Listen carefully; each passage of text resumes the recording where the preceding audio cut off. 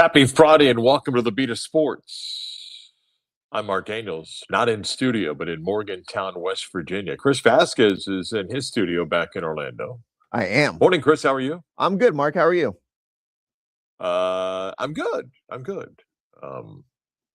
Here in Morgantown, UCF's final regular season game tonight. Big game for them. A lot at stake. It's been an interesting ride the last couple of weeks. So take on the Mountaineers tonight. Senior night here. Expect a big crowd, big game. So ready for that on kind of an overcast, little misty day. Kind of feels like a Tracy Chapman video or John Mellencamp video. Should we play some fast car for you today? Oh, no. I got thrown out of a conference room this morning, though. Do tell. Well, I mean, yes, we can. When I'm on the road to do the show, grateful Mike Tuck sat in yesterday because the travel schedule tweaked a little bit, and I'm appreciative of Mike. And trying to set up in a space to get the best possible connection and all that stuff. It's not easy to find that. And sometimes we stay at hotels where if they have convention space, there's just wide open, like there's nothing going on at the hotel, nothing. So you can sometimes sneak into a conference room and maybe steal a good hardline connection or something and keep quiet. So this morning, I go down early. I'm trying to scout out locations and everything. Like every room's got something going on. So there's one room I'm like, I think I could go in here. So I go in and I'm just scouting the area. And I'm thinking maybe find a setup. And somebody comes in and goes, "Can I help you?" And I did the old, "What? Can I help you? Huh? Are you supposed to be in here? Where? In this room?" It was just, I'm like, "Oh no, I was just looking for our team room. Yeah, because I have to set up for a meeting in here." "Oh, okay." And the key is to always be confident. Just be confident and act like you belong. Well, she was about to set up for a breakfast in the room, so it's not like I belonged in there. It was just, but I did the old, "Are you supposed to be in here? In here?" Like, what? Why is that always How did I get in here? That's always the default response, like to always take the last part of what they say and flip it into a question.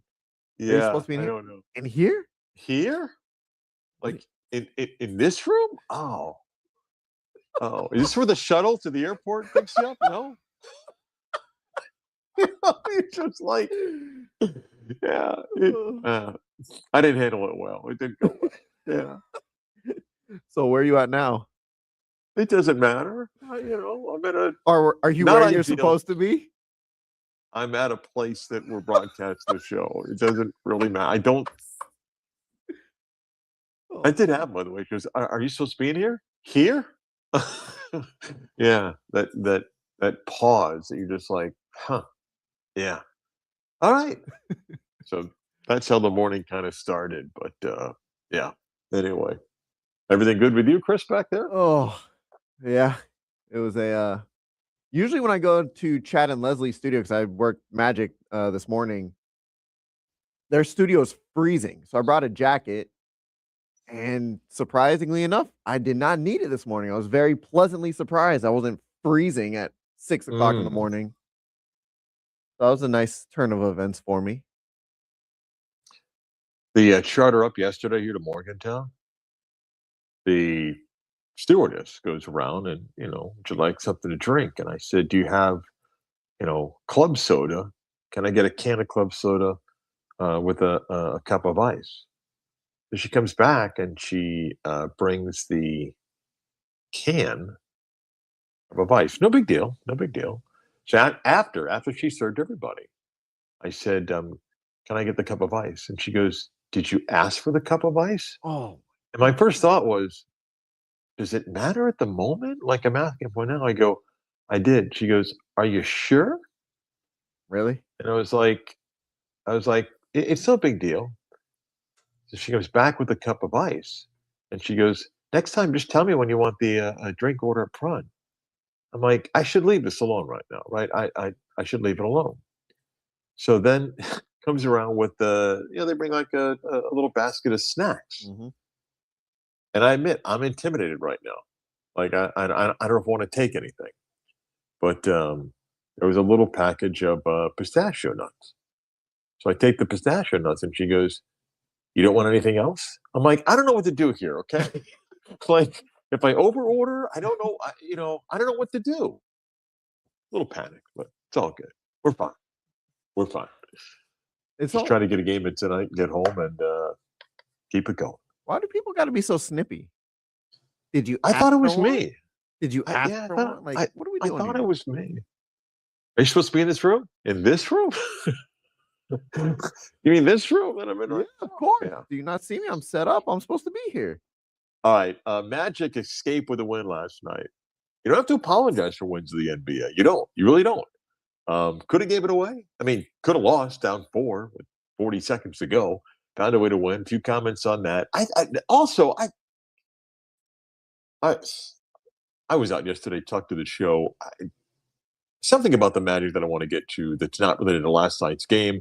We'll touch on that. Patrick Kreitz is going to join us, the longtime sports TV executive. He'll chat about some things. Chris, I think you and I've talked about this.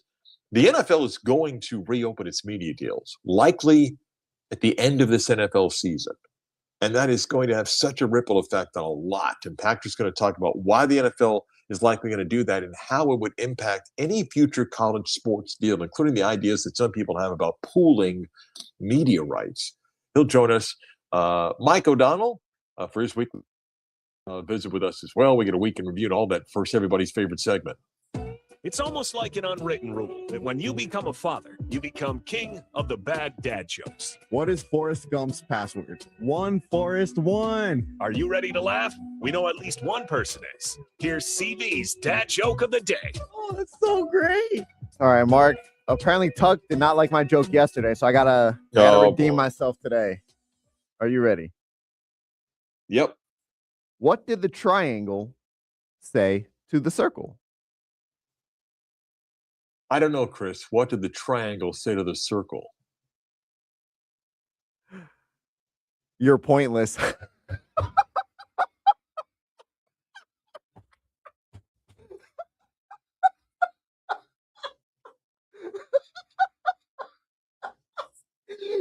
circle pointless.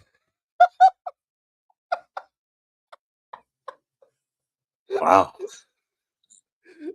Laugh. Ending the week strong. Strong stuff. Man. Yeah, yeah.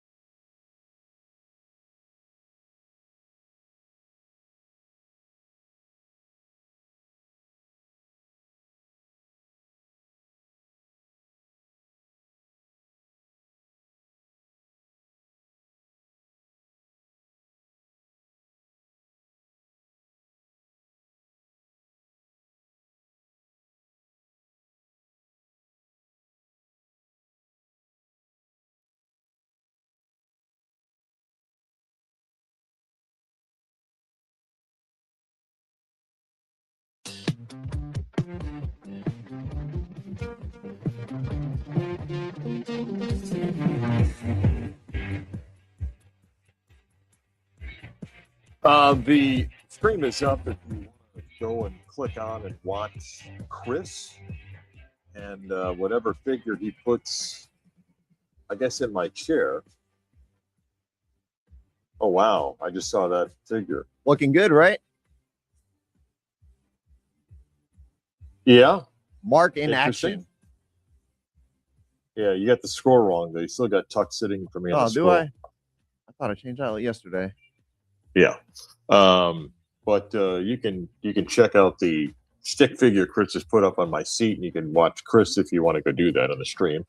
Access on Twitter at 96 Game On, or go to the YouTube page and click 96 on the game Orlando, the icon and the live button, and you could watch Chris in studio and the stick figure that sits on the chair that I would normally sit in. So you can do that. So the Magic win last night, and again, this point of the season, you don't have to apologize when you win games that maybe you think the team should easily win. And the way Dallas came in at 21-40, you would have thought maybe an easy night. Cooper Flagg came back to play. I'm sure it meant a lot to him. I mean, he played at Mountford Academy. He talked about that before the game, even after the game. And the Magic find themselves up by 8 at the half. Dallas battles back. Then you get to late where it's a possession-by-possession game. And Dallas is up 114-110. It looks like this is going to be one of those ugly losses for the Magic, and you're going to all sit and will complain about what's wrong and lack of spacing and Paolo at times just kind of standing around. There's a clip that went viral of him on a possession where he kind of gives up the ball, throws his hands up, and walks away. And it's not a good look. He's got to be cognizant of that. And yet, as I said to Kelly on the bridge, you want, true shooting percentage. He's got a better one than Cade Cunningham. So we can all find the stats to back up. But last night, they're down 4. Jalen Suggs, Jalen had a couple games this homestand that he wasn't very good, but last night drains that big 3. Then when Flagg misses the shot, Wendell Carter Jr. gets a rebound. Jalen Suggs then sees Wendell and hits him for the pass, at least the dunk. And the Magic take the lead, score 5 points quickly like that, and then Dallas on the inbound gets away from Cooper Flagg, and the Magic survive. In a game that at times you felt like, boy, this is going to really hurt if you give it a win. Tristan De Silva went for 19. He was 7 for 7 shooting, 4 for 4 from the three-point line. Jalen Suggs had 17 points and 7 assists. Paolo had 16 with 12. He also had 6 turnovers last night. And the criticism I have at times, he doesn't want to move. He doesn't want to help spacing sometimes, and he forces some things. And the majority of his turnovers come because he's forcing stuff that at times I don't think he needs to do that. But I'm not going to sit and beat him up because I've been a defender as well. But last night I thought he made some mistakes that didn't help his team, and the body language at times wasn't good. But the Magic found a way to win. And, at this point of the season, you don't apologize for wins. Dallas got Cooper Flagg back. He played 26 minutes at 18 points, but he was 7 of 22 shooting in the basketball game. So the Magic win. They go on the road now for a couple of basketball games. They're 33-28. And next up, they'll play at Minnesota on Saturday and then at Milwaukee on Sunday, before coming back home to get Cleveland and Washington, then at Miami, at Atlanta. So every win's a key win for the Magic, and they found a way to win last night. One other thing that and I understand, there's that faction of people, what happens with the Magic, they're never going to be happy. Every fan base has them. Florida, UCF, Florida State, it doesn't matter. They're always going to be there. So a couple of days ago, the Magic announced that Alex Martin is going to enter their Hall of Fame. And full disclosure, I met Alex when the Magic started, when he was the media relations guy for the Magic, before my good friend Joe Glass took over that job, and Joel's been there for forever. And I wouldn't say that Alex and I are good friends. I mean, Alex, I've known for 30 plus years since the Magic got here. He left Orlando. He came back to Orlando. And has worked again for the organization. For the people that think he ran the basketball decisions for some of the years that the Magic were terrible. I You're giving him far too much credit, man. You really are. Alex came back as ownership wanted him back to run the business side of things at a key time when they were trying to get the arena done, and at the same time to be the daily voice for the Magic ownership when it came to the NBA. From Otis Smith and the choice to hire Rob, and then Matt Lloyd briefly for a month before Jeff Weltman was hired. If you think Alex fingerprints are all over some basketball decisions, I hate to break it to you. He was a voice of ownership back to management on some things, but Alex didn't pull triggers on trades. And as I'm reading some of the people about, oh my God, the worst, like, does it really bother you who the Magic put in their Hall of Fame? You want the basketball team to win. I mean, I've said this about Hall of Fames. Sometimes it's because the team just needs to have somebody inducted every single year and something like that. Alex is moving on. The DeVos family's identified the kids to be a little bit more involved, and Alex is moving on. I'm sure it's a nice gesture by the organization to say thank you to Alex. And I get it. You want to blame him for some of the miserable years, and they were miserable for this basketball team during the Rob Hennigan era. Jeff Weltman's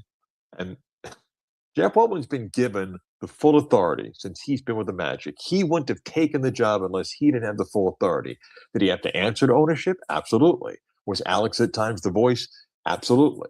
But people think that his fingerprints was on a lot of these deals. I hate to break it to you. I mean, you're giving him far too much credit. And while you may not like Alex for whatever basketball reasons, and I admit I'm a bit biased having known Alex for years, NBA offices, Alex is very well respected. And in fact, a couple of years ago, when Alex was a finalist for the Big 12 job before Brett Yormark got it, it was the NBA that was his biggest endorser. There's people in that league office that said you would get a very worthy candidate. Now, I think the Big 12 made a great decision at Brett Yormark as well, but Alex was a worthy candidate, and he had the backing of the NBA. So people upset because he's going into the team's Hall of Fame. Like, focus on better spacing and three-point shooting than worrying about Alex going into the Magic's Hall of Fame. All right, coming up a little bit, Patrick Crates is going to join us, a longtime sports TV executive, on why the National Football League is the biggest entity involved in the future for TV rights, and why the NFL, despite years left on its deal, is likely going to opt out of its current deals and get even more money on its new deals, and how that trickle down will impact college sports, including the idea that some have about pooling media rights in college sports. And we'll get to Patrick, who's been a guest on our show many times, coming up in about 15 minutes. Bobby from Bowegans is in studio, where I am not in studio. 10 o'clock hour, WYGM Orlando, WJRR, HD2 Cocoa Beach. Bobby, good morning. How are you? I'm doing great, Mark. How you doing? I'm good up in West Virginia, where I said earlier, every day at the moment looks like a Tracy Chapman or John Mellencamp video, where it's just kind of an evaluation of life and all sorts of stuff. But tell me something good happening in your world, and what'd you bring in today? Yeah, so today we have the long anticipated, we've been talking about. This is our peanut butter 7-layer stout. So we have it here in studio. Chris has a can as well. I'm gonna go ahead and open this up, celebrate. It's Friday and we're excited. Beautiful. There we go. So start to finish, Bobby, how long does this take? And as you said, it's one of your favorites, so I'm sure the whole team's excited about it, but walk us through the start to finish process. Yeah, so on this one, we start off with our 7-layer stout, which we talked about is our most award-winning beer we have. Actually excited. We're going this weekend to pick up a medal, another one for Best of Florida beer, 7-layer one again. So we're pretty stoked with that. So we start with that beer. We age it on Madagascar vanilla beans, and then we add in peanut butter and then more peanuts, and we keep going with it until we dial it in just right, where it's got that big bouquet of roasty peanuts, has that perfect chocolatey vanilla balance in there as well. So it's a crowd favorite. We're stoked to have it. We have it at least once a year. And so now we just released it in the tap rooms yesterday. And so start to finish, it's about the usual process. This one actually takes about an extra week just for us to get that peanut butter flavor in there. So usually about 3 weeks or so. And this one we'll have ready to go. How do you know when enough peanut butter and peanuts is enough? Is there a point when you're like, oh damn, I went too much on it and you have to start over? Yeah, I mean, with this one, since we've done it before and we've used a lot of different, we've done this peanut butter beers a lot throughout the past 11 years. So we kind of have a good base of where we want to start. But it still changes, from batch to batch. With this one, we're tasting it and we noticed, like, we decided we wanted to add even more peanut flavors. So we got even more roasted peanuts and let that soak and age on the beer for a little bit until it just kind of popped. How important is it to follow the recipe that you've had already in place for the beer that, when you brewed that batch, it worked? Because you told me when on your way in that you actually had to dump out a beer. Yeah. I mean, it's super important, like especially if beers we've done before, to be consistent. We want you to know if you've had 7-layer stout, you've had a 1967 or 407, that every time you reach for that beer, that you're going to get the same exact product. And yeah, unfortunately, this is probably the first time in, I can't remember, 6-7 years maybe. This morning we actually did dump a beer for the first time. And nothing crazy technically wrong with it. It was just we had, a bag of malt ended up being left out in the initial brew. Mistakes happen sometime. The beer still tasted great, but not excellent, not exactly what we wanted to do. We were trying to, mess around, experiment a little bit with it, and we were just looking at each other, tasting it, like, the beer's okay, but it's not something we're proud to put out. So I might just send it down the drain. It's not what we're gonna stand for. So How much does that hurt? But also at the same time, like, how proud do you feel knowing that you put out beer and it's gonna taste the same every single time? Yeah, I mean, financially that does hurt, but I think it hurts us more in the long run if we're trying to put out a superior or inferior product, Right. and we're putting out something that's just okay. I don't want people to sit at my bar and try our beer and think, oh yeah, that's decent, that's okay. Like, that's not what we're going for. I want us to, blow people out of the water every time they sit down and drink a beer. So extremely proud on that aspect. I'm proud of the staff. I'm proud of the brew staff actually, going through this, tasting the beers, and we're making that call. Is it good or not? Is it passing our standards? And if it doesn't, it's not going to come out. Bobby, So what's the balance, if I can ask? I mean, when you've got a beer with a flavor like that, what is the balance that you don't want to make it almost be too much over the top and still has to be a beer where it's not almost like this doesn't even taste like beer? Yeah, and that's one of the hard parts to hit. Like, if there's an ingredient in a beer, like, that we say we put peanuts in there, or if we put peppers or whatever, we want you to taste it. We want you to know it's in there. But yes, you want to have that balance. And like Chris said, you don't want to overdo it, because if you overdo it, there's really not a lot. There's no coming back from that. So through trial and error of, starting small and adding in increments, we kind of get our threshold of what we want to add to the beer.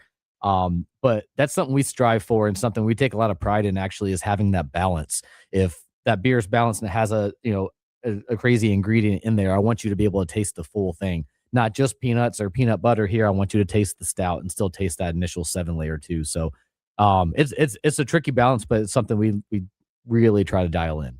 so you guys had a double release yesterday, I believe, correct? Excuse me. Yes. Yeah, we actually came out with a new sour, Breath of the Wild Berries, as a raspberry, blueberry, and strawberries in it. And it's funny, like, we didn't really think about this. Like, me and the head brewer Jason were sitting there, and our social media and one of our bartenders, Mercedes girl, she had posted out there about the double release and talking about peanut butter and jelly, and we're looking at each other like, oh, that's actually a good idea. So you get the 7-layer peanut butter. We splashed a little bit of the wild berry sour in there, and it's peanut butter and jelly. So It's awesome. is that something normal at breweries, or at least at Bowigan's, where you're actually combining two different beers? I mean, some people do it. I think we had a brief conversation off air. Like, I think we're both a little bit more of a purist, and we want to taste the beer in its representative form, the way the brewer intended. But sometimes you take different things and can blend them, and you get new flavor combinations, especially with, like, one of the stouts like this, or something with peanut butter, and you have a berry style sour. It does go really well together. So does that give you ideas for the future on what kind of like a peanut butter jelly sour for the future? Yeah, and that's a good way to do it too when you're starting with a new idea. If you kind of, you can blend some different beers and kind of get some good ideas for flavors. It's actually, we just brewed a beer that we brew with our friends at Pepe's Cantina. It's called Amigos. Do it every year, or we do it kind of year round for them. And it's a Mexican lager with black limes and sea salt, and we also use fresh limes as well. And at that point in time, I think I had 407 and a lemon lime sour and was blending those, and we were tasting it with the owner of Pepe's, and that's kind of how we came up with this style, that recipe there, just to get a base of what we wanted. So it's very useful in creating new flavors. Nice. How's the expansion coming along? You're getting there. Yeah, the wall came down. If you've been following us on social media, I went in there last week. We knocked the wall down. Construction's moving faster now. We got a temporary tarp up. It looks way better than I thought it would be in there. I'm really happy that we're still open, we're operational, and it's about to look amazing. We're getting very close. Yeah, I saw the Bobby, tell folks. Tell folks so they can find the beer out today, and what else is happening. Yeah. So again, we got our 7-layer milk stout. So the peanut butter version of that peanut butter 7-layer stout is out now. So at both tap rooms, and out in the market in Central Florida. So you can find us. We have a tap room in Castleberry at the corner of 436 in Redbug, and we have a location in Avalon Park at the marketplace at Avalon Park. Find us online at bowegans.com. That's BOWIGENS.com, and at socials at Bowegans Beer Company. And let's use code word today, peanut butter. We'll get you $1 off. Code word peanut butter? Code word peanut butter. Code word peanut butter. Thank you, Bobby. I appreciate it, guys. Cheers. Patrick Crates comes back, the longtime sports TV executive, why the NFL holds all the cards as they always do next.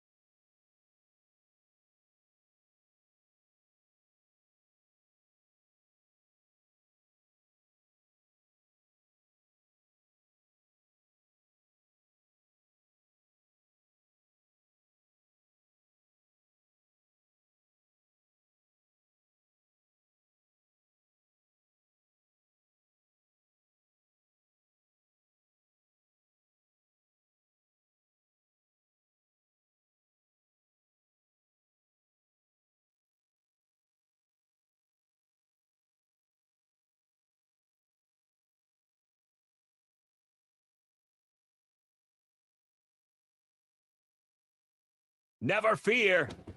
Marc Daniels is here. Welcome back to the Beat of Sports.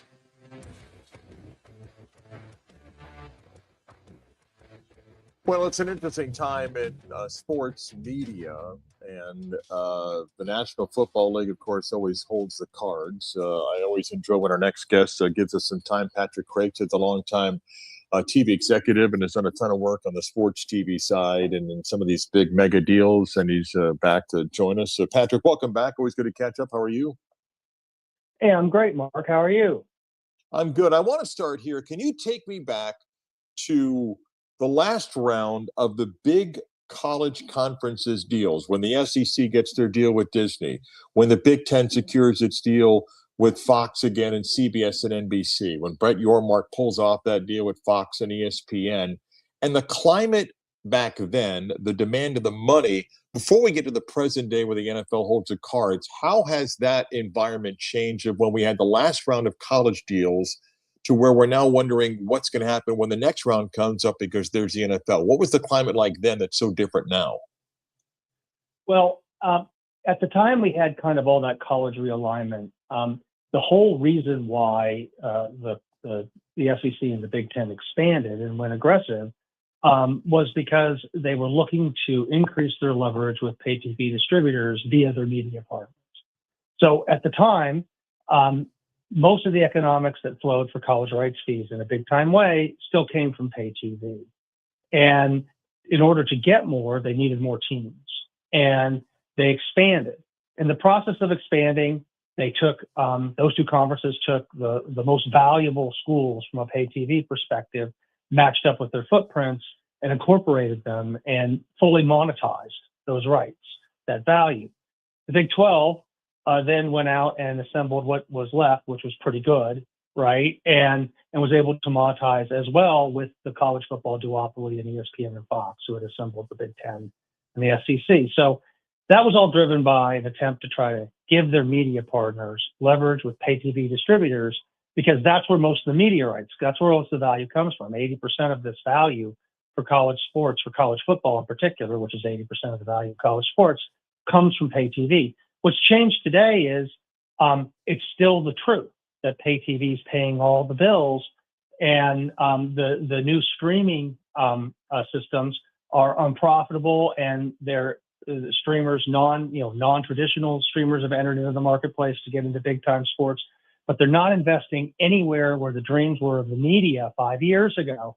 They have a lot of sports, but they're not flipping tables over every second, saying, "Give me all of the Big Ten, give me the Sunday NFL package. I'll pay $4 billion for that."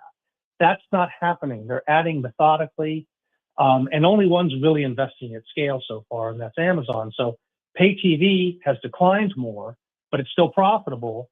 So all these college sports are more dependent than ever on pay TV. And as we enter into a new rights cycle, that's going to be led by the NFL jumping in front of everybody because it can. There's some question about where the money comes from to pay for everything in the future. Let's go to that right now. I'll get to the idea about pooling college rights, but before that can even be considered, here comes the NFL. Can you explain how and why the NFL can opt out now and what it means and how they may go about cashing in even more the way they're going to negotiate? Yeah. So the NFL can opt out now because they're the NFL. The NFL, I mean, this is like The Godfather, or The Godfather 2. It's like, make an offer you can't refuse. No, you don't buy me out, I buy you out. Okay. The league did this when I was at Fox. I was at Fox for 23 years. There were multiple times the league just said, we want to do this in the middle of the season, and you're going to let us do that because we're the NFL. That's where cross-flexing came from. It just happened one night when I was working at work. Larry Jones, who was our head of business affairs, came down and told me, "Hey, we're cross-flexing." I'm like, okay. That means they're going to get a bunch of our games on CBS and stuff. So they can just do this. And they're doing it now because as the pay TV bundle has declined, so like I said, it's still relevant, $65 million. Most of the economics that are profitable come from it for media. All the other content's kind of fractionalized everywhere. So, Netflix is a big deal, but their programming does like 2.5 million viewers. Well, that's what a good NBA game can do. And the NFL can get you as high as 20, 25 million average viewers for regular season Sunday football games. So they're more important than ever. They were always hugely important. Now they're 10x important. So they're taking all their media partners and they're saying, look, the NBA was able to monetize far above what we expected. And the NBA did that by adding a partner and moving a bunch of inventory to broadcast television. So there was a lot of lift for the NBA there that the league already has all those kind of things, right? What the league has is their importance in the media ecosystem, and they want to get a per game number better than the NBA. They have a lot less inventory than the NBA. There's only 270 some odd regular season NFL games. And that of all the tier one sports, that's by far the least number, really, in reality. And so they can do this. And what I would expect is that they're going to go to all their established partners who write the big checks to all the tier one sports. And they're going to try to get 25 to 50% more than they currently have.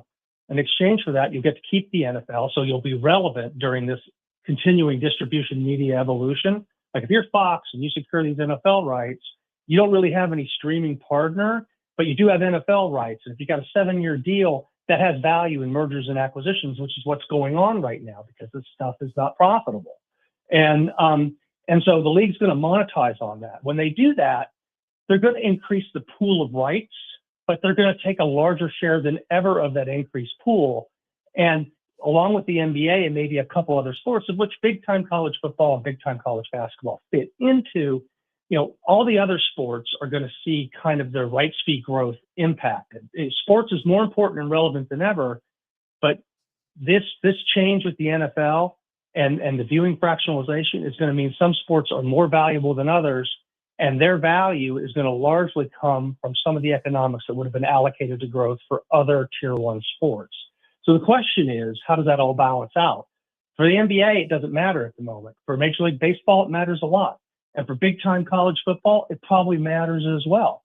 So by the end of the summer, we'll know, right, what the numbers are, and we'll have to go from there. But right now, it's really unclear what the pool will be available for everybody else, no matter how important you are to the system. So let's move to college sports. I don't know what this group in Washington is going to accomplish today. My guess is nothing more than a photo op, and it's fine to share ideas, and that's okay. But you've been aware that there's an idea that Cody Campbell, the big billionaire donor at Texas Tech, has been trying to drum up support. Hey, pool the media rights. Let's get everybody under one umbrella. It'll be worth 2-3 times as much. You've got the Big Ten and SEC having very little, if any, interest in that. I don't know if that's accurate, if it were 2-3 times as much. You're the expert in this, so I'll do the bounce pass back to you. When you hear pool all the college rights, your thought is what? My thought is that there's no value there. The value right now in college sports has been maximized. If there was value for all these other games, for all these other leagues and conferences, somebody would have, one of them would have caught a bid. None of them have really caught a bid. The truth of the matter is college media rights are driven by college football. And that's probably 80% of the value. 10 to some odd 11% of the value of the rest of it is men's college basketball. And then everything else fits into it, regardless of what its ratings growth is on TV. Going from 150,000 viewers to 350,000 viewers is not relevant to this conversation when we're talking about the need to get 2 to 6 million viewers from a college football game. And so, when you say that there's all this lift off of what has already been a lot of lift, because you're taking Michigan at Ohio State and pairing it with, Murray, a Murray State, basketball game, no disrespect to Murray State, I just don't see it. I think that you'll have all the value in college sports being driven by these 20 college football teams that are, we can probably, maybe 25, right? They drive a significant portion of all the viewing, and most of the value accrues to them playing each other. And that's not going to change. There just isn't this kind of lift. Now, I will say, Mark, that there is an argument to be made that college sports, our university system in the United States is different than everywhere else in the world. It's very unique. It's very important to American culture. You could say college sports fit into something like that, and that the federal government should do something to make sure that everybody's funded properly. And leaning into the top 20 college football schools and allowing them to make more money, because they would get more money in any kind of rights fee negotiation, but reducing the amount of money they would get so it could be distributed across other schools, down to, Idaho lacrosse. There's an argument to be made from a federal level, cultural level. That's a reasonable argument. What's not reasonable is saying that if we just bundle all these rights together, that we're going to have more money. And in the case of what Cody, I think, is trying to do, I think he's looking out for Texas Tech, because he does see a possibility that the Power 2 conferences, which really control college sports right now, because they have the things that everybody wants to see the most of, he's worried that somehow Texas Tech will be at a disadvantage to that, and he's probably right. But the argument that if we just add everybody and he gets a subsidy and gets to be involved on par with those other 20 teams, that's an argument that basically says you're taking away from somebody to give to somebody else. And we need to quit pretending that there's all this lift there, because it's just not. You can't add all these college football games to a package and expect media distributors to value them all the same. So there's not that kind of lift there. There's an argument. It's a good one, Mark, but it's not an economic one. And I could see it going both ways personally. But you don't make an economic argument for bundling these rights.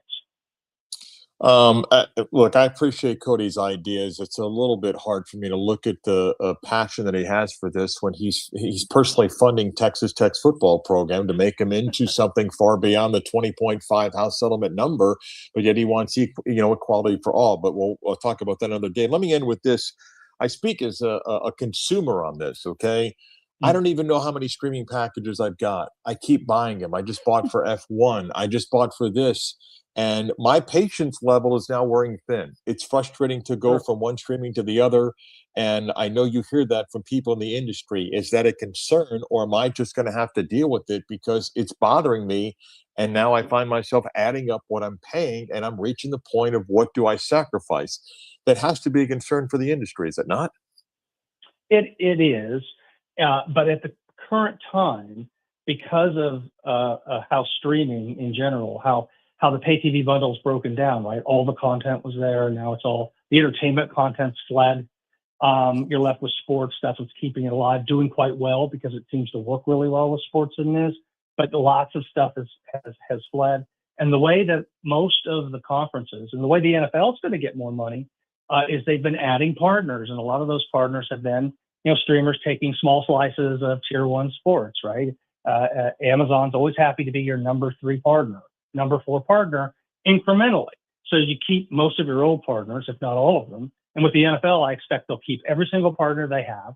They can add some more inventory. Like I said, they don't have that many games, and they'll add another partner, right? And at the end of the day, they'll make a ton more money, but there'll be another place to find content. And the way it's working right now is you have to have all these different services to get what you once got inside that big old bad pay TV bundle, right?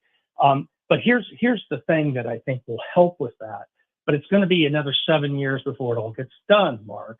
The Paramount Warner Brothers consolidation, you took a bidder off the table.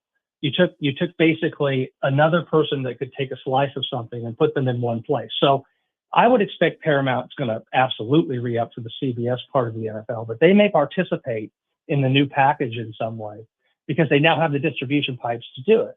And we're going to have more media consolidation because the media business over the past 30 years was built on the pay TV bundle. Natural monopoly, huge profits, all the costs followed that. But none of that works anymore. Streaming isn't as good a business as that. Entertainment has been really hurt by it. They cut back on entertainment spending because of it. That's how they fix that problem. When you have more consolidation, you can recapture some of that natural monopoly scale, some pricing power because you have the content. Content discovery gets easier to find, but you can never get everybody back together like you could back in the old days. It's never going to look like that, but you can get some margin back because the media business is unprofitable. Maybe there's consolidation with Apple or Amazon, though I will tell you, be careful predicting that. I just, they're not doing what everybody says they're supposed to do, even though they're involved.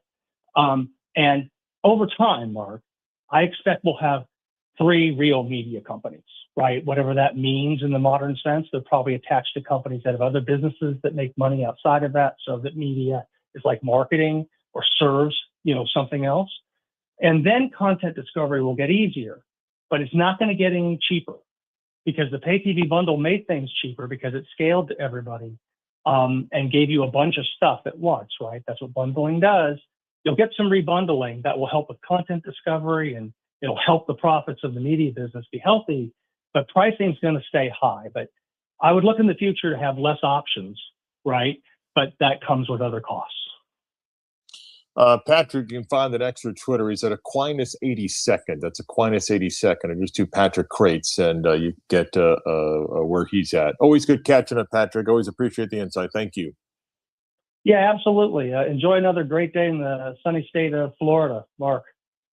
Thank you, Patrick. Take care. Patrick Crates, the longtime TV executive. I am in Morgantown, West Virginia today, but Chris, he's just smart. We have guests on sometimes, like, he's smarter than us. He's clearly far more intelligent than us, right? Oh yeah, You can just tell. there's no doubt about that.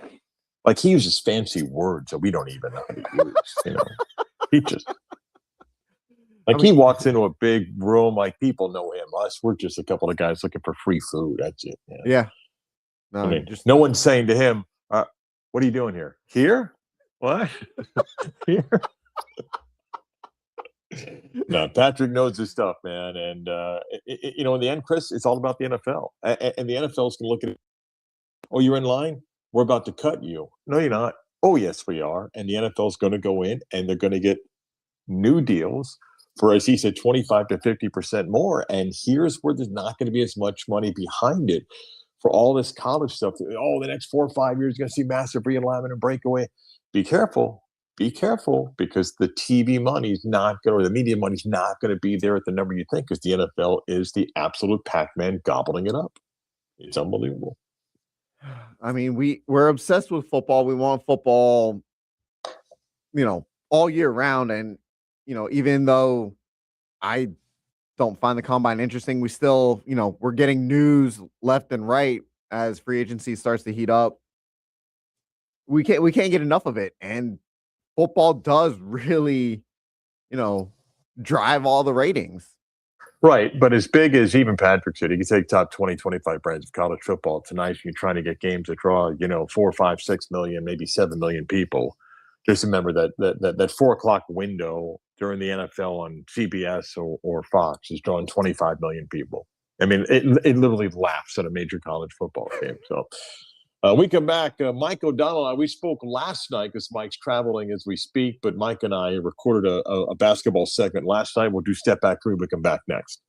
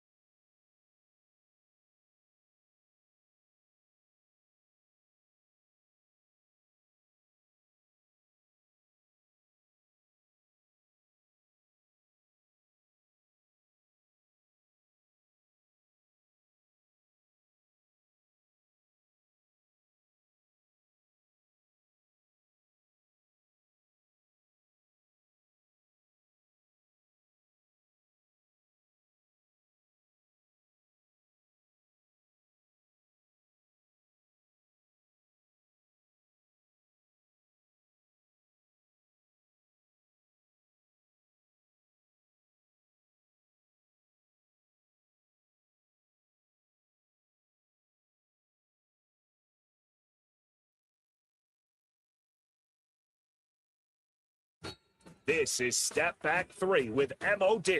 Straightaway 3, it's it. Let's talk college hoops. Let's talk hoops with college basketball analyst Mike O'Donnell. All right, we talk basketball. Mike O'Donnell, the unique setup. I'm in Morgantown, and Mike is on the road as he's got the Missouri Valley semifinal games. So thanks for doing this as we're actually taping this on Thursday night. Can I start with the Gators, where you and I have talked before, and I asked the question, is this team better than last year's team at the time? And forget that comparison, Mike. I don't know offensively who's playing better than Florida. What do you make of the last month of Gator basketball and what they're doing to teams? They're not just winning, they're dominating teams by 20, 30, 40 points. Yeah, there's no doubt. They have figured out the backcourt issues. Now, there's been some conversation that this Florida Gator team is better than last year's Florida Gator team. I don't think I'm ready for that. Partly, in fact, because you're not playing the same teams. The SEC is not as good as it was last season, not by a long shot. But they are still playing at such an incredibly high level that, really outside of Duke and Michigan and Arizona, there's no other team in college basketball that's playing the same level. They figured the backcourt out. That is 100% the primary issue, the primary reason why there's been a turn that's been made for the Gators. Xavier Lee is playing at the highest level he possibly can, and I think on both ends of the floor, everybody's talking about his passing and setting up and shot making is all better than November, December, and even January, and it's true. But his defense has even improved as well. Boogie Fland has, Mark, I think one of the more impressive things about Boogie Fland is he's really kind of accepted being a role player. He hasn't been, I think people came in the expectation of like, okay, he's going to get you 17, 18 a game in the backcourt from the combo guard position. And he hasn't had to do that. They've been the most successful with him, not scoring 25, not making big, multiple shot attempts, like in the second half. The front court is, Mark, I don't know, man. I mean, you've seen him. I've seen him. Is that the best front court in college basketball? It might be. But the reason why they're playing so well is because they figured out the backcourt, in particular, Xavier Lee and Boogie Fland. Can I just stay with him for a second? Todd Golden obviously has been successful. There's an edge of him, and I'm not just talking about the whole Calipari, showdown for a moment, but it looks as if he's got this almost Calipari younger arrogance that the Gator fans and the team plays off of. And I'm not saying that's the only reason why it's working, but what do you make of a comfortable kind of enjoying the domination Todd Golden attitude right now? I think it fits really well in with the Florida Gators culture. I think that's the kind of guy that they needed. I think you and I both felt when he first got hired, we said, oh, okay, that's a good hire. That's a smart hire. It took a little bit of time, but not that much time for him to turn the Gators into, back to being a perennial power. Everybody will harken back to, hey, you've got that kind of Billy Donovan swagger, two totally different personalities, very different. But Todd Golden certainly, I think he relishes beating guys by 20, 30 points. And like you said, there's an edge to him to where it's hard to kind of quantify. It's just the fact that it fits that Florida Gators basketball culture of where people that were yearning for those Billy Donovan days kind of getting a piece of that back. It's the perfect fit. There's no question about it. I want to ask you, we talked about the Hurricanes in a great season with Jay Lucas. They're not going to go to the NCAA tournament barring a run of the ACC tournament. But can I ask you about the job Luke Lutz has done on the back end of FSU season? They began the year at 8-12. They've gone 8-2 their last 10 games. They're above 500, and what looked like, man, they're struggling. What's helped Florida State kind of gather themselves, and why should a Noel fan think the future's bright? You ready for some insider information, like some real, inside scoop information? Yeah. Spoke to Ben O'Donnell today, strength conditioning coach for the Florida State Seminoles. We're talking about the season. And he says, there was a real effort about halfway through the season to where they adjusted their defensive philosophy. And without giving away too many details, that was something that was driven home in practice at a level that maybe wasn't expected. As Coach Luke Laux, made a change in how he was coaching the guys. He altered some roles. He shortened up the lineup just a little bit. Still plays a lot of guys, but shortened it up just a little bit. And defensively, they changed the way they were guarding teams. They changed the way they were playing in the full court. They changed the way they were playing in the half court. They added almost somewhat of more of an old school defensive mentality to how he had really originally thought this roster would be successful. And to his credit, he made a change. Mark, you and I have watched a lot of college basketball in our days. How many times will coaches not make a change? He did. He adjusted. And it wasn't just like this small adjustment. They basically rebranded the entire way that they play defense. And it has worked in a huge way. What have they won? 5 of their last 6, 7 of their last 8. And he's not going to win ACC Coach of the Year, but he's now in those conversations about, it's either third or fourth guy that's in line for ACC Coach of the Year because of the job that he's done. Mark, it's been really impressive. Let me go. I'm here in Morgantown. Let me go to the Knights. It was an incredible week when they're in Utah, win both games. You're thinking, go home. Boy, you got a chance to win both. At least get one. You feel they could lock up a bit. They lose 2 incredible games. Interesting call at the end against Baylor. Yeah. The overtime game against Oklahoma State. And if you want to be glass half empty guy, you can be like, hey, now they're back in a clouded bubble. I'm going to try to be glass half full guy. If on Halloween I said I'm going to give you 20-9, 9-8 in the Big 12, a chance to get a 5th road win in the conference, a 10th conference win. All 76 teams in the Big 12 that have been above 500 have all made the NCAA tournament. That doesn't guarantee you anything, but what do you make of what's been the last 2 weeks for UCF? And now playing a huge game against West Virginia, a win, they get a bye, a loss that finishes as low as 10th. So take me through your view of the last 2 weeks and what lies ahead for UCF. You're getting everybody's best shot. Think about that for a second. I mean, really think about, if you're a UCF basketball fan, the statement that I just made, that the entire Big 12 is getting UCF's best shot. You want to talk about a meteoric rise of a complete narrative shift. Johnny Dawkins deserved to be in Coach of the Year conversation for the Big 12. I think he needs to be in some conversations for National Coach of the Year as well. X's and O's wise, I think there's moments in the Big 12 where you run up against a wall, and it does happen. And I'm not trying to be cliche. I'm not trying to give you a cop-out answer, but it's also the Big 12. And people will look at Baylor's record and be like, how could you lose to Baylor? Baylor's 2 first-round picks. They're going to have 2 first-round draft picks, and that starting 5 is as talented as really that top 3 or 4 teams in the Big 12. Oklahoma State is you try to outshoot Oklahoma State, and that's the way that they play. And they certainly have a ton of weapons, and they're playing on their heels. Like they had to do something, and it happens in the Big 12. It just happens. If you don't have multiple first-round draft picks, you're gonna get punched. And this game, where against West Virginia, who's on the wrong side of the bubble. This is a very, very important game for West Virginia. If UCF beats West Virginia, which they're more than capable of doing, and you got 10 conference wins, you're in. You're in the tournament. You're absolutely in the NCAA tournament.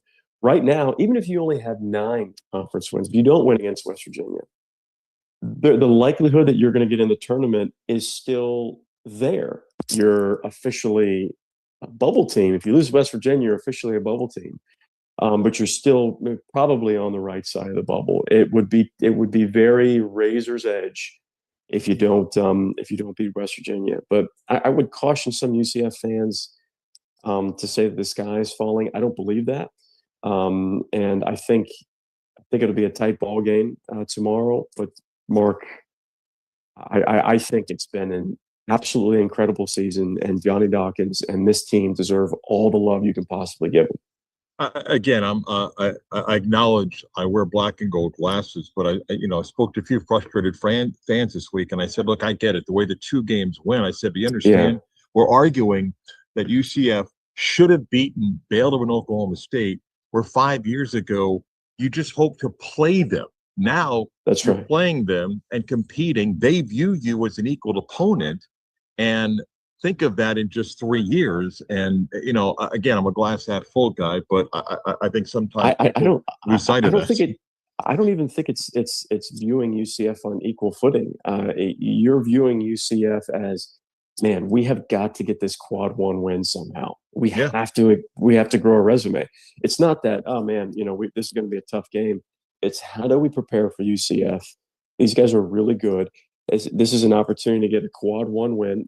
Think about that phrase right now. Like in the Big 12, UCF is a quad one win for virtually every single team in the conference. It's incredible, man. I think if you are glass half full and you're listening to this, my encouragement to you would be to take one step back, take a breath, and really enjoy this ride, because this is a special season. Let me get to the interesting narrative about Miami of Ohio, who will try to close out an undefeated regular season. The whole Bruce Pearl thing this week. I don't really care about that. Although the point is, take a look at the body of work, and then people looked and saw they tried to schedule teams that could have been quad one games. I don't think they need to get to the final of the MAC tournament. My guess is if you go 31-0, the committee's going to find a place for you. The strength of schedule, all that stuff. You can do whatever you want. It's still 31-0. Even if they lose their first round game in the MAC, I believe they belong, but I'll bounce it back to you. If you want to do the analytics, you can say why they shouldn't, but you go 31-0 with 68 teams, we're going to find a place for you. At least that's what I think. 1000%. I cannot stand the new narrative conversation that they don't deserve to be in. And you're going to make the argument on strength of schedule, fine. You're going to make the argument, well, you should have scheduled, better teams, and that's your fault. Okay, you go 31-0. We should be celebrated like that. Did we ever think any team in any conference was ever going to do that? It doesn't matter what conference. The beauty about college basketball is that everybody's got a shot to get to the tournament. Not everybody just has a shot to get to the tournament. Everybody has a chance to win a national championship. And 31-0, Mark, I will say this. I just think I'm nervous enough because I'm rooting for them. I really am. I'm not necessarily rooting for them because I have, I'm a big Travis Steele guy, or like I have some insider information, or I have a friend on the staff. I'm rooting for the good story here. 31-0. I think if they lose before the championship game of the MAC championship, I think they're going to be sweating. And I think there's going to be a lot of committee members that are going to be jaded, and they're going to go to that analytics, and they're going to go to the strength of schedule. We should be celebrating this. I think college basketball has an opportunity to do the right thing. The right thing in my eyes is reward winning. And maybe at the end of this, it may shed some light on, how teams like Miami, Ohio can schedule. It's not their fault. We have talked about this a lot, but there's no reason for a team in the SEC to schedule Miami, Ohio if they're going to be in the top 100 of the net. There's no reason to schedule them. It doesn't make sense for them. Well, we do need to change that. We need to somehow work on that. But 31-0, Mark. If they don't go in, if they don't get in the tournaments, I will have lost a lot of faith in the selection process, because as much as people want to sit on one side of the aisle, the NCAA tournament is both the best teams in college basketball and the most deserving teams. And I think Miami, Ohio is absolutely a deserving team. I think just one last note of this. They've won all these close games. Oh, they played so many close games, and they found a way to win, which is important. Would you rather them lose those close games? Right. I mean, it's ridiculous. Right. And there's elevated pressure when you start getting to 25, 26, 30, and 31. So we're going to be fine. And I mean, I said this to somebody today. If UCF ends up on the wrong side of the bubble and Miami of Ohio gets in, I'm not going to complain, because, and hopefully UCF's on the right side of the bubble. If we're arguing over 17 and 14 teams, that's crazy. Because those teams, and you say, well, they played in these major conferences, but some of these teams we're going to debate went 7-11 or 8-12, and we're going to be okay if Miami gets in and those teams don't. The tournament will be just fine. Would you rather have Auburn's budget, or would you rather have Miami of Ohio's budget? And I don't know. My point is, like, well, they shouldn't deserve. We play tougher teams. It's totally different. You cannot take the college football model and add it to college basketball. It's wildly different. It's a completely different game. The randomness of it is far greater. But you're right. If Auburn gets in because of the strength of the schedule and Miami of Ohio gets out, I will tell you that I will be vocally upset about that. I disagree with that. Let me. Can I pivot to one quick NBA question? Can you make an argument that Con Knipple can be the Rookie of the Year? Yeah, Mike, the numbers are insane. Yeah, you could. When he's on the floor with Miller and Ball, do you know what his 3-point percentage is? Oh, it's going to be over 40%. Mike, it's 58%. When those two are on the floor with him, his 3-point shooting is 58%. You can make a legitimate argument over Cooper Flag. I think that if you look at the Hornets draft picks in the last 2 years, they've been crushing it. I mean, even like look at what Ryan Kalkbrenner has done as well. He's been really, really good. Con Knipple is tailor-made for today's NBA game of spacing and threes. I'd be curious to see how long he stays in Charlotte. I think it makes sense from his family's perspective to stay in Charlotte, but he is playing at a level. Let me rephrase that. He's shooting at a level that is completely and totally ridiculous, number one. And number two, I think the most impressive thing is he can be out there for a long time because he's not a defensive liability. I think a lot of people were looking at him like, is he, is he going to be able to guard? They don't have to hide him. They very rarely have to hide him. He is the smartest rookie in that class. And my gosh, Mark, you want to say that Con Knipple is the NBA Rookie of the Year? That's fine. I think it'll go to Cooper Flag. He's just playing out of his mind right now. It's incredible. Yeah, they're fun to watch. Here's my final question before the Mike O'Donnell go. You got a doubleheader in the Missouri Valley. Does Mike O'Donnell have a set snack between the two games? You got a little period of time. Is there a go-to snack? How do you do it? Is it in the briefcase? Is it something cold? What do you do? What's the between game snack? So it's my understanding there will be a team meal in between the games. That's number one. Okay, number one. But number two, a very important thing for me when I got 2 games or 3 games in the day, I look cool walking in the arena because I have a coffee, from the hotel room, I have that to-go coffee cup with the lid. Yeah. And I look like, oh, this guy's having his coffee. He's locked in. He's dialed in. There's no coffee in there. I've never had a sip of coffee in my life. What's in there?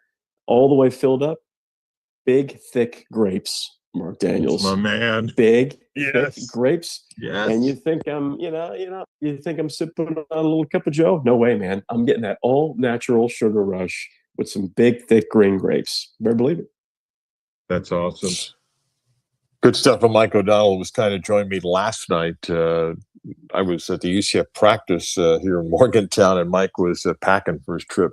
And appreciate finding the time with us. 11 o'clock hour, WYGM Orlando, WJR HD2 Cocoa Beach, Orlando Sports Leader. Marc Daniels of Beat Sports. We'll do the news next.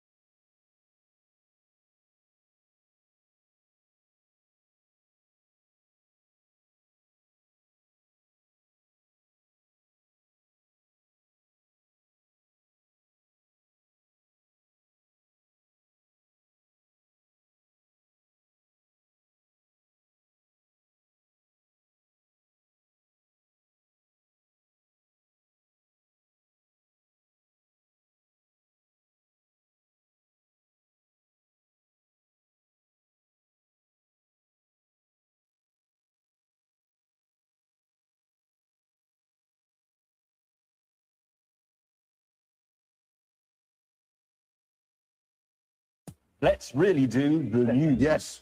Now it is time to do the news. But now it's time for the news.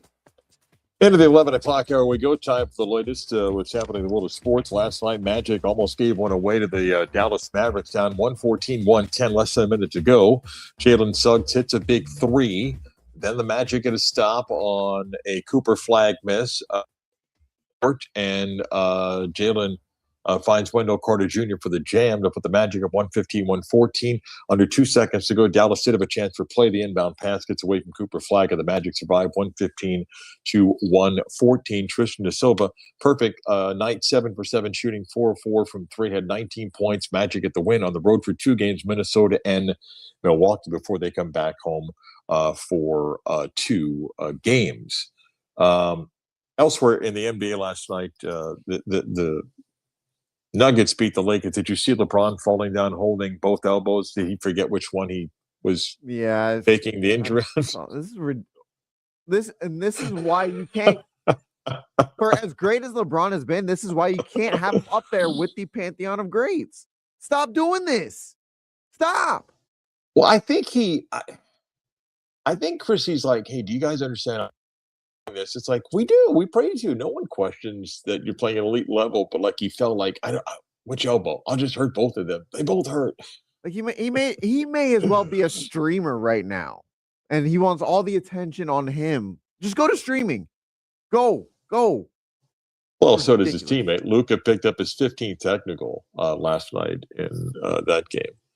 College basketball tonight, big one for UCF up here in Morgantown. They'll take on West Virginia. Not trying to get a 10th Big 12 win, which most people think would take them off the bubble. If they were to lose tonight, that would be a 3rd straight loss going to the Big 12 tournament.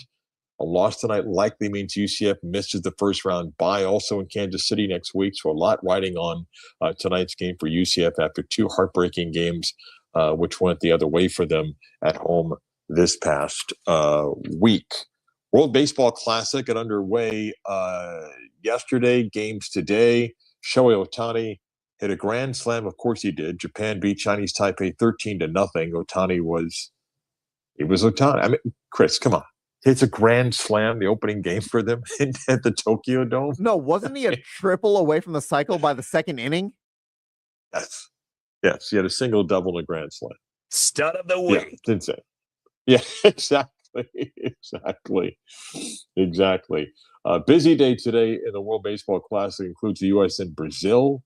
They'll play that game tonight at 8 o'clock for the Americans playing their first game. Otto Palmer Invitational is going on round 2 as we speak. Daniel Berger shot a 963 yesterday. He'll tee off in about 45 minutes. Ludwig Aberg is at 800 par, picked up 2 shots today after 5 holes. Colin Morikawa at 600. He tees off at 110. Ricky Fowler's picked up a stroke. He's 4 under after 3. Xander Schauffele tees off at 120 today. Adam Scott at 4 under as well, tees off at 140 today. Scotty Scheffler shot 272 yesterday, a 130 tee time. Roy McIlroy is 100 par after 4. He shot an even par 72, with Scheffler teeing off at 130 and Adam Scott, Xander Schauffele. It'll be a packed house at Bay Hill later this afternoon when round 2 begins to wind down. Chris, some thoughts yesterday, some of the NFL deals. DJ Moore, Buffalo Bill. A 2nd round pick? What are we doing? Yeah. Wow. Yeah. That was very surprising. I know Tuck was kind of confused by it. He felt that some of the weapons that were already on Buffalo kind of run all the same routes. So he's kind of confused by the deal. We both thought it would be a late round pick, but I don't know how you give up a 2nd for DJ Moore. He's not what he was in Carolina. Where's Stephon Diggs playing next year? Oh, good Lord. For his own sake, it doesn't need to be anywhere that's got a nightlife. I honestly don't know. Yeah, that'll be interesting because the talent that's left versus the price that he thinks he's worth and the headache that he may be. It's interesting. Who's more of a headache? And I don't know how to phrase this, but who's more of a headache, but who would you rather be willing to take a risk on for their price? Tyreek Hill or Stephon Diggs? Oh. Is Hill healthy? Healthy Tyreek Hill.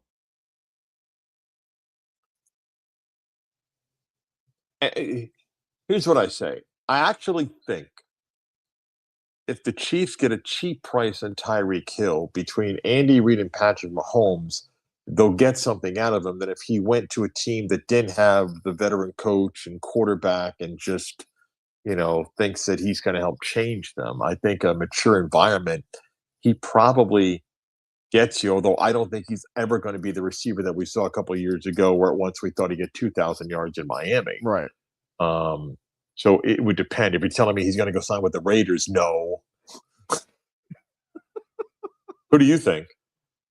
Who would I rather deal with for their price? I mean, I guess I would have to say Stephon Diggs simply because he's not coming off a major knee injury. Right. Well, that's why I asked if you think that Hill's healthy. Yeah. But Tyreek Hill's not going to play till what? At least halfway through the season? I guess. I mean, remember Drew Rosenhaus kind of, I don't know if he misspoke, but he indicated there may be more surgery that's needed for him. So, yeah. I don't know what that market for either really is. It's an interesting story. By the way, the Browns are restructuring Deshaun Watson's contract.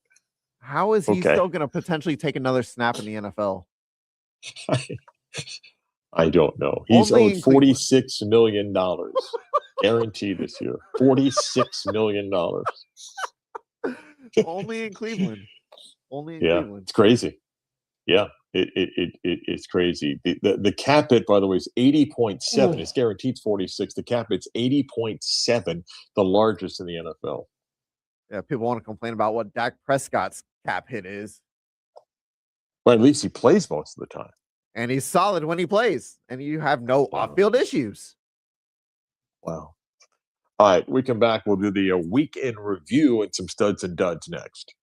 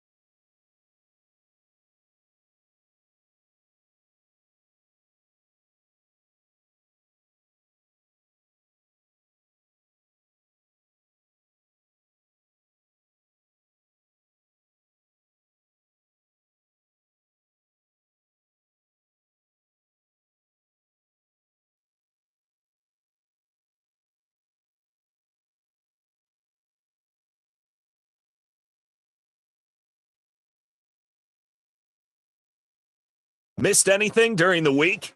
What? We've got you covered. Yeah! Here we go! Let's take a look back at the week that was. It's the Beat of Sports Week in Review with Marc Daniels.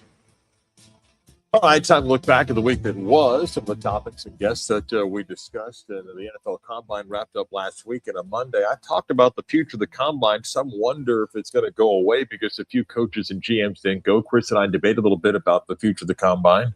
I disagree with anybody that says the Combine's going anywhere for a number of years.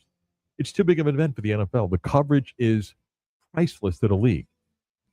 I don't know how the league can force people to go, but it's just like the draft. There's no way they're getting rid of it. It's free marketing for a week for them. It's a convention for the National Football League. It draws the media to Indianapolis. It draws every NFL team in some form. It gives players a chance to promote their brand. And while the individual workout really matters, I think the league's going to make sure that the Combine continues. They're not getting rid of it.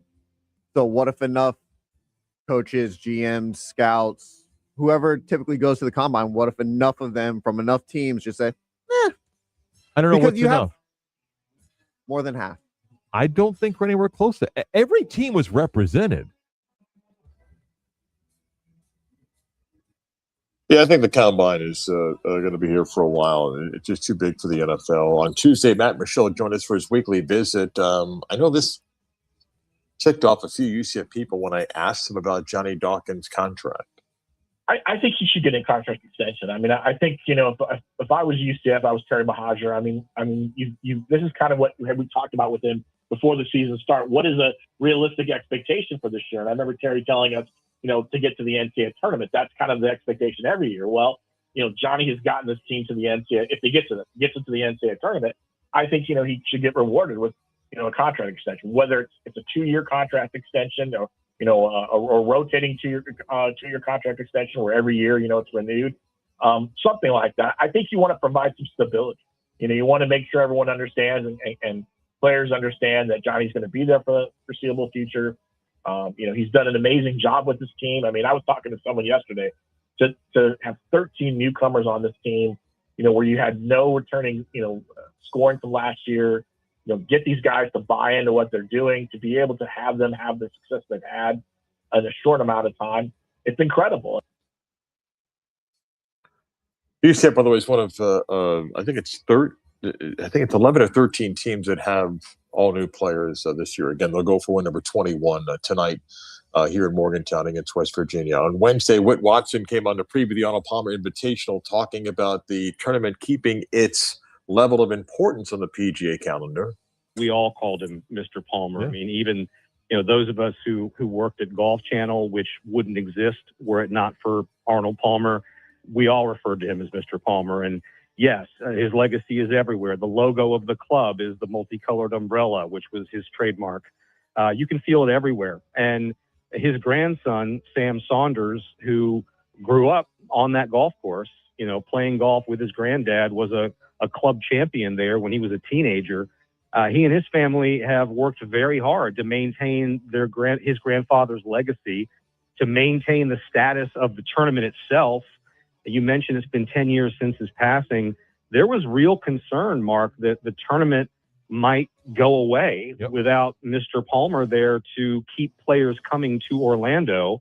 And the Saunders family worked very hard to keep players interested in Bay Hill. And the PGA Tour did them a huge favor, honoring the Palmer legacy by making it a signature event, by putting it on that elevated tier with the higher purse, the elevated FedEx Cup points, ensuring that this tournament will stay in Orlando for the foreseeable future and be a part of the new PGA Tour.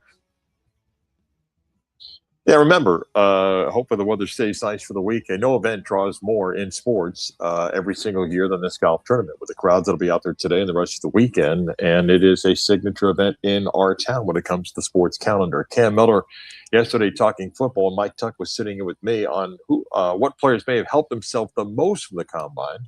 It's easy to look at what Taylon Green did, the quarterback from Arkansas, and breaking the Combine and setting the record and running almost as fast as Michael Vick and jumping as higher than Calvin Johnson. I mean, whatever the comparison you can have for a guy like Taylon Green, I think he helped himself in that sense, but he's still a developmental project. And so I think what we're actually able to see, Carson Beck has some decent throws and some of the one-on-one drills. And I think there's Carson Beck, no matter what we think of him and his big game, lack of big game prowess, probably the best word for it. And he probably helped himself because of who he was able to put himself in front of and make some of those throws.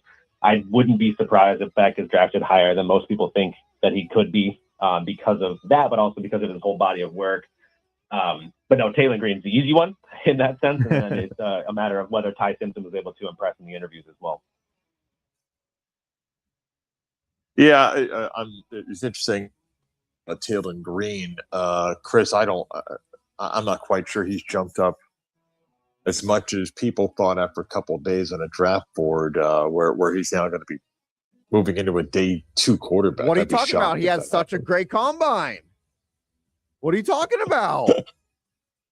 Come on, Anthony Richardson went 4 after having such a great combine. Why are we not moving Taylor Green up there? There was more hype with Richardson.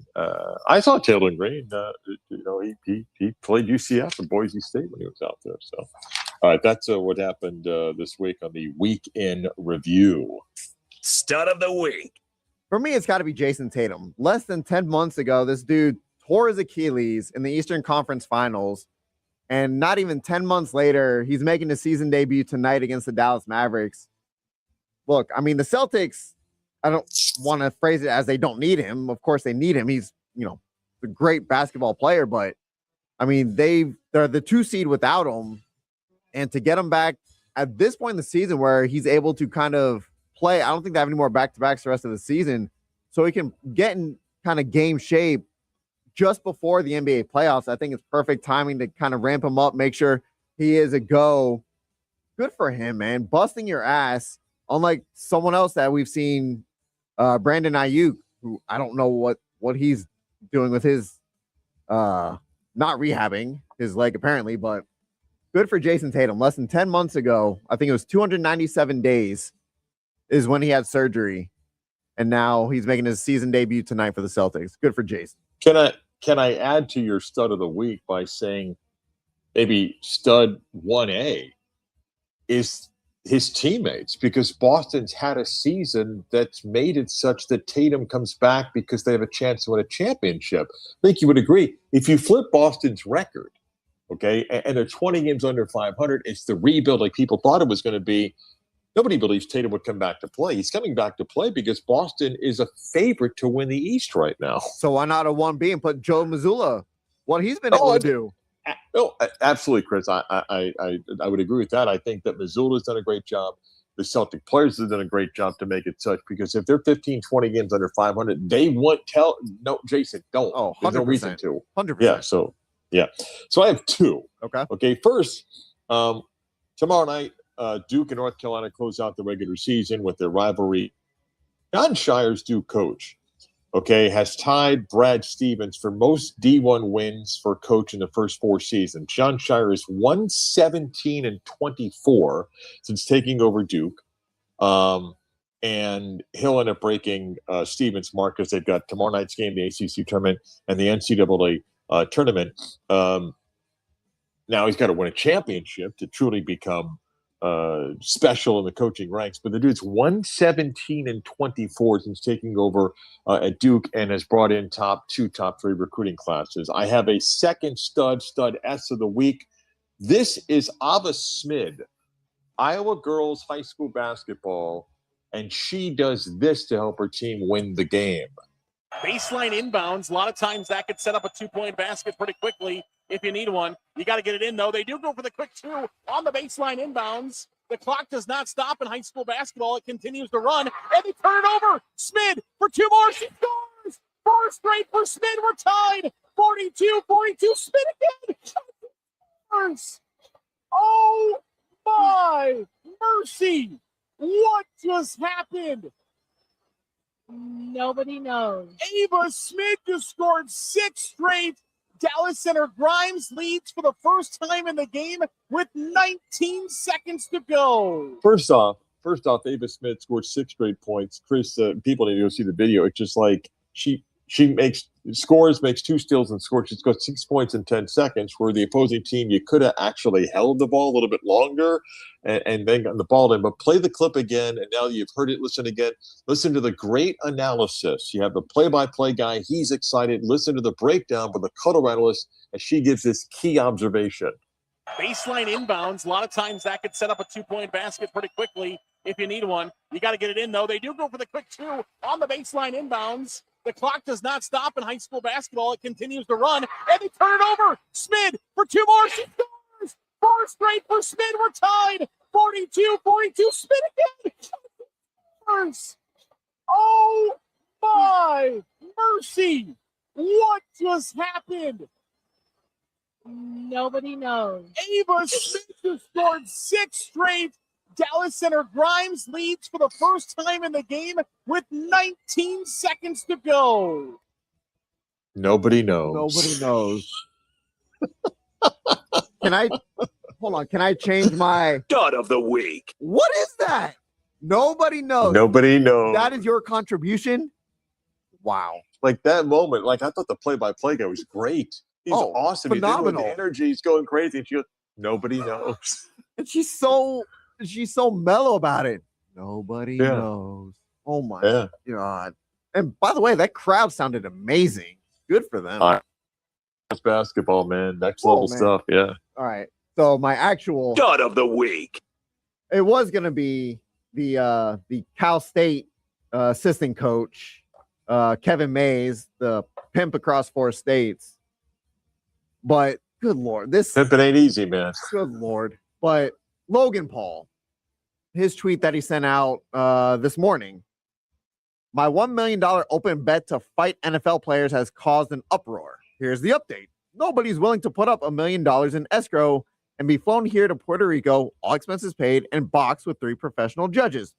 They all want to formalize this with a streamer, venue, press conference, etc. Get paid to fight, but not risk their own money. But I don't have time nor interest in that. I won't step away from WWE to coordinate and train for an event. But if any players want to actually put up $1 million and fight at my gym with official referees and judges, show yourselves. That includes you. And he tagged Le'Veon Bell.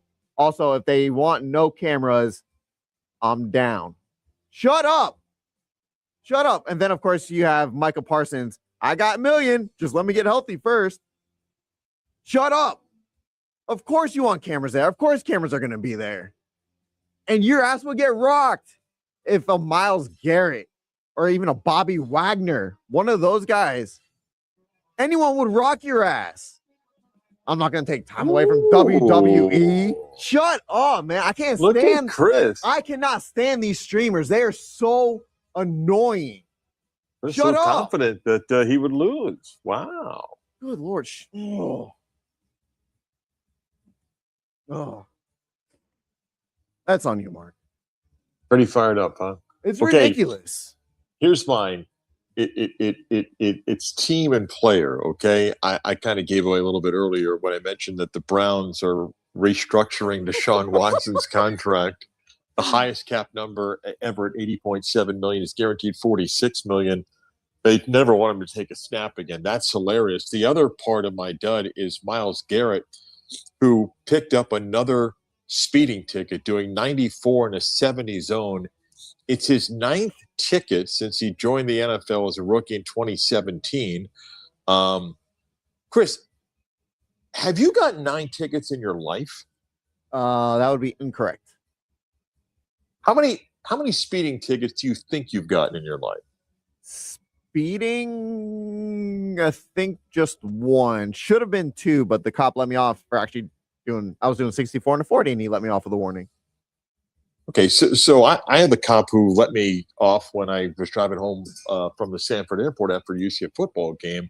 And I went back and I'm thinking, maybe 2 in my 40-plus years of driving. Maybe there's a third that I'm thinking. And he's not even, 94, 105, 118. Ease up on the gas there, Chief, huh? At what point do players just, hire a driver, have them drive you around, take in the scenery, Take in the scenery. What are we doing? Nine tickets in 9 years? That seems like a lot. Right? It seems like a lot. I bet his insurance is sky high. I'm sure he can pay it though. But wow, it seems like a lot. That's the weekend review. Come back. We'll tell you what we're talking about on Monday next.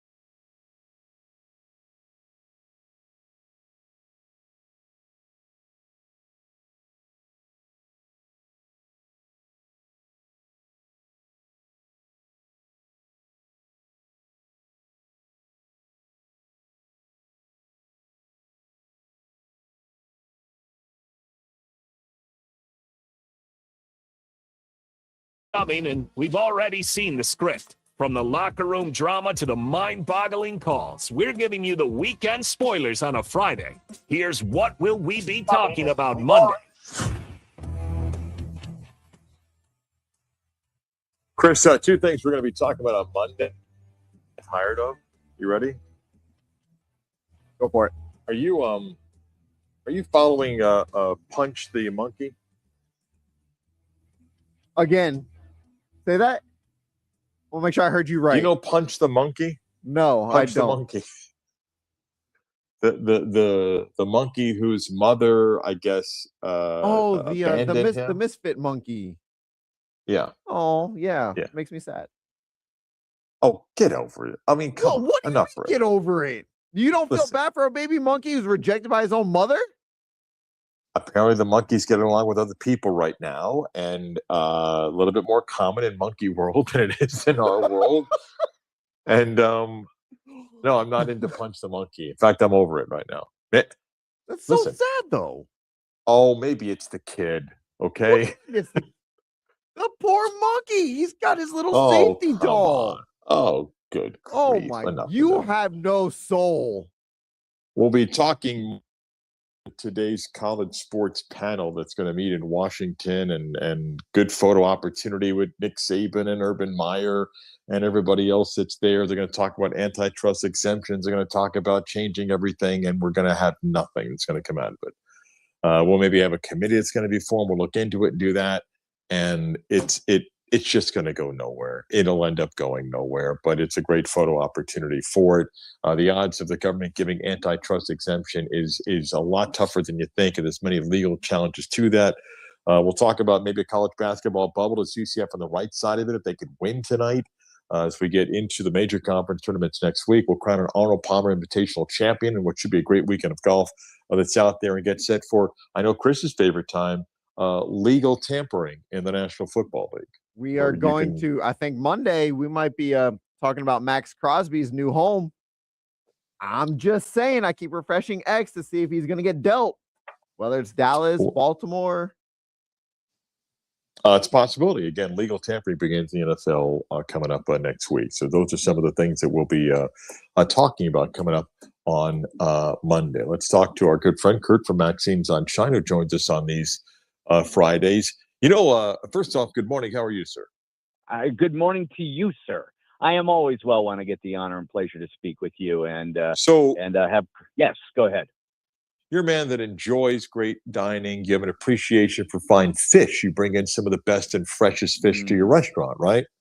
It has been rumored as such. Yes, indeed. So I'm not knocking it, even though it wasn't that great. Should I assume that the salmon served here in Morgantown did not come from the river behind the hotel because of the brown slush water that was there? Is it safe to say that it wasn't freshly caught Morgantown salmon last night? Yeah, unless they're putting some speckles on their catfish, I'm going to say it probably did not happen. Yeah.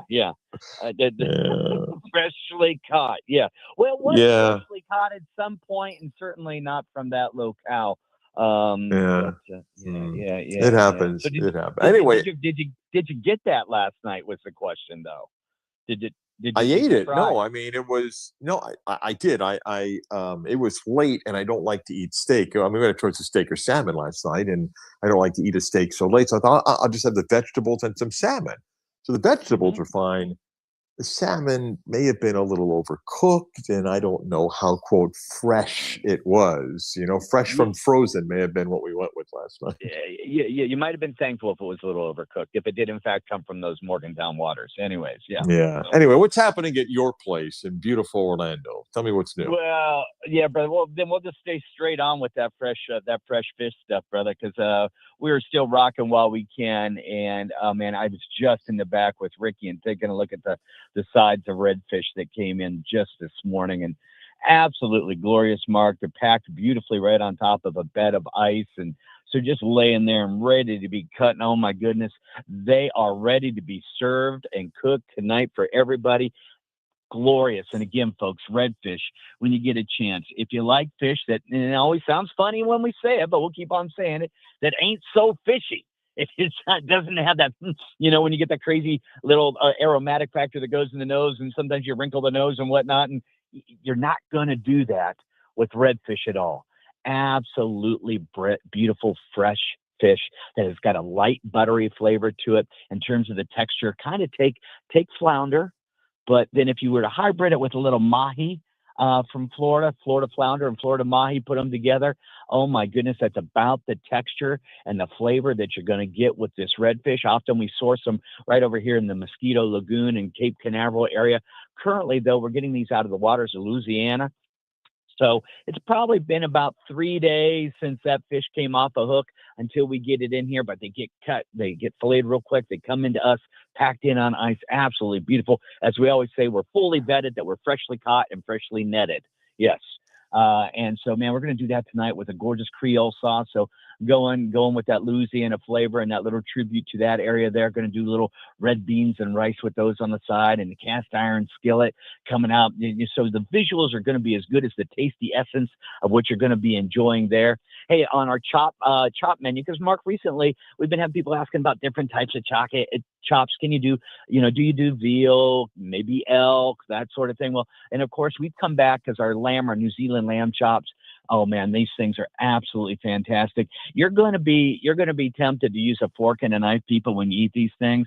I'm going to tell you right now, just go ahead and pick it up with a bone. We ain't that she fa fa. You ain't going to get no highbrow down to the lowbrow action. If you go ahead and pick that thing up and you just dip it in that really glorious thick mushroom bordelaise sauce, a little bit of black pepper added in there, reach up and just take a little bite off of that thing. And when you do, look the other person in the eye across the table and just give them a little, that's good kind of thing, look in your eye. You're going to be happy you did that, because, oh, by the way, it's about celebrating good times when you come to Maxine's on Shine. It ain't just about that the food's great. It's about having great times with your friends, your family, neighbors, co-workers, that sort of thing. Celebrate the moment that's before you. So whether you're having them lamb chops, you're having that steak, or maybe right now you're saying on that dessert side, a little New York cheesecake with fresh Plant City strawberries. Hey, y'all, you do know. Mm-hmm. And by Mark, and here's another thing might get out of you. You know who's headlining the Plant City Strawberry Festival to close it out this week? Do you know? No, who? Crimson and Clover over. And see, I suck at singing. Miss Joan Jett and the Blackhearts are closing it out. Yeah. Nice. Now, I want to go. Are you going to be back in town? Should I shoot you a text after we get off there? See if we can arrange this. Maybe we can shoot down, go get some Plant City strawberry cheesecake, some London broil, do a little amusement park ride, catch some Joan Jett and the Blackhearts on stage. How old's Joan Jett? Be pushing 70, right? I would say that she's a skosh older than you and I. Yeah, let's hold go with that. Hold on. 67. I just looked up 67. Oh, wow. Well, she is, and my wife won't mind saying it. Exact same age as my wife. Right there. There we go, back in that day. Well, maybe we'll have to get we'll get our gals to get out the leather pants and the leopard tops, and we'll go down and maybe we'll put a little black eyeshadow on ourselves and go do it up. Maybe not. Anyway, everybody, it doesn't matter what you're doing and how you're celebrating, and you're getting out there and sharing the passions of life with one another. We'd love for you to come and see and share with us Thursday nights. Thank you so much, everyone. Don't forget, on Thursday nights, buy 2 entrees and you get a bottle of wine, $50. It's our skillet lasagna, chicken parm, chicken Maxine's, fresh seafood, vegetarian dish. Thursday nights are blowing up to be an epic date night for you. $50, 2 entrees, bottle of wine. Next Thursday night, we're going to have Joe Lammy coming in. We're going to add live music into the mix. It is going to be a phenomenal night. Bottle red, bottle away. He plays keyboards, probably rock out some Billy Joel stuff for you. You will have a fantastic time. Don't forget, right now, Wednesday through Saturday night, seating for dinner from 5 p.m. until 9 p.m. We don't close at 9, y'all. But we'll let you come in and get a seat by 9. You still have the 2 hours to have your meal. Rejuvenation brunch every Friday, Saturday, and Sunday. Often voted the very best, as well as the best Bloody Marys. Don't forget, 4-time, now about to be 5-time, Michelin recommended. Go online to Maxine'sSunshine.com. Right there on the homepage, you can click on the Book a Table tab. Look for the times and tables that are available. Please plug in if you're celebrating a birthday, anniversary, anything like that. You can also check out our menus, our entertainment lineups, and we're looking forward to celebrating the Epicurean passions of life with you very soon. Mark, stay away from the Morgantown River salmon, brother. Have a safe trip. Go UCF Knights. Go, everybody out there. Know that life is good and the city beautiful, and we'll look forward to seeing y'all soon at Maxine's on Shine. Come back to the wrap of the week next.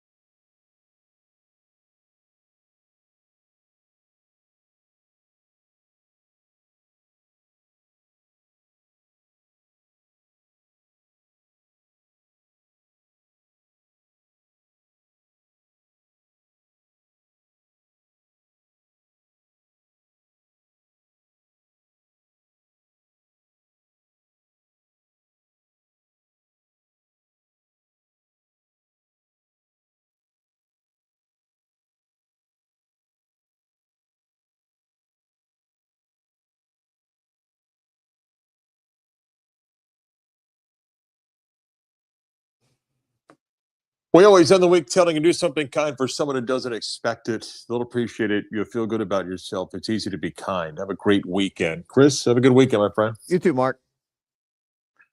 Chris Vasquez, producer. I'm Marc Daniels. Thanks for spending time with us for the Beat of Sports.